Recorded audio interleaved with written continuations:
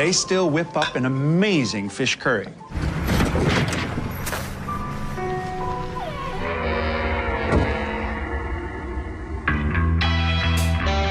Advertisers on the Super Bowl can get in real trouble if they go after three things, right? The first thing is animals.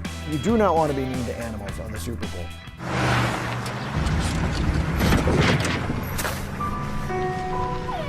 The GoDaddy spot was a true fiasco.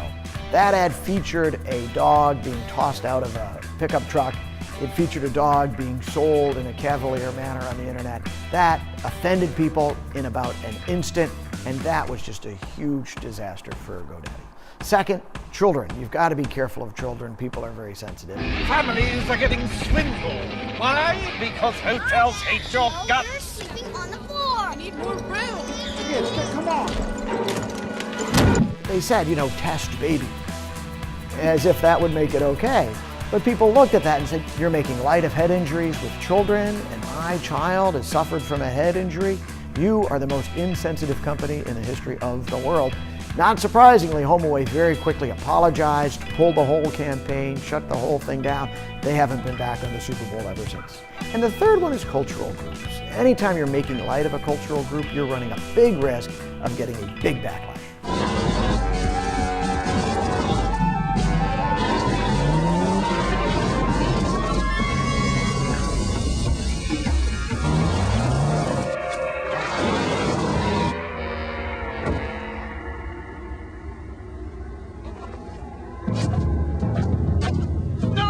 Just for Feet was an extraordinary piece of advertising. That was one that really highlighted these racial differences in a way that was so callous and thoughtless. That's one, again, you look at it and wonder how anyone could have approved that ad. Looking back on it, all you can say is, boy, I hope nobody would run an ad like that today. Groupon is one of the classic examples of a company that got caught in this. Mountainous Tibet, one of the most beautiful places in the world. The people of Tibet are in trouble. Their very culture is in jeopardy. But they still whip up an amazing fish curry. Not surprisingly, that ad led to a huge backlash and was an enormous disaster for Groupon.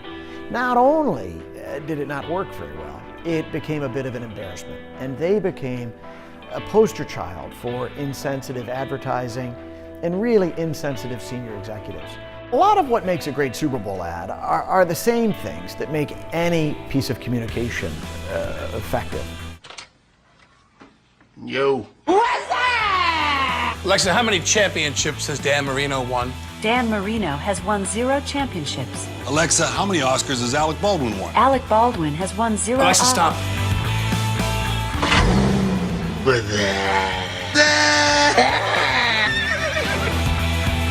I will sack this man so hard for you. No, you won't. Gentlemen, we have over 100 million people watching us right now.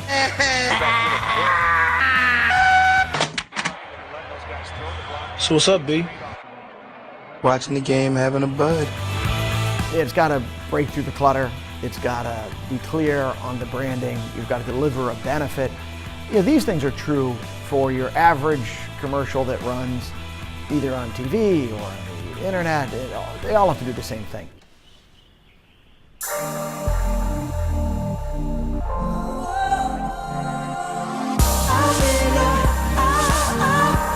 Sarah? Clean enough? You usually don't see cleaning products on the Super Bowl. And as a result, Mr. Clean was able to own the whole category of cleaning. That was the #1 spot last year, according to the Kellogg panel. It's a little bit like you've commissioned a piece of art, and you're going to show somebody this painting. And if they love it, you're going to be a hero, and if they don't love it, you're going to be fired. But it's a piece of art at the end of the day. And as a result, there's always risk and uncertainty. It's super intense. Shut it down. Oh.